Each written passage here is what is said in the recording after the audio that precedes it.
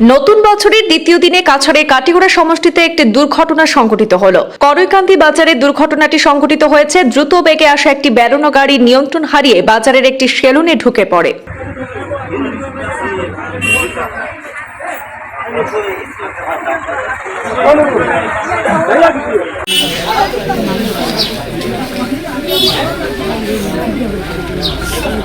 সৌভাগ্যবশত সেলুনের মালিক রাজু শীল সম্পূর্ণ সুস্থ রয়েছেন বলে জানা গেছে। জানা যায় যে দুর্ঘটনার মাত্র কয়েক মিনিট আগে তিনি সেলুন থেকে বেরিয়ে বাজারে একটি জরুরি কাজে গিয়েছিলেন। প্রত্যক্ষদর্শীদের মতে ঘন কুয়াশা এবং গাড়ি চালকের অতিরিক্ত গতি দুর্ঘটনার কারণ হতে পারে। এই দুর্ঘটনায় দুজন ব্যক্তি সামান্য আহত হয়েছেন। তাদের প্রাথমিক চিকিৎসার জন্য স্থানীয় কাটিগড়া মডেল হাসপাতালে পাঠানো হয়েছে বলে জানা গেছে।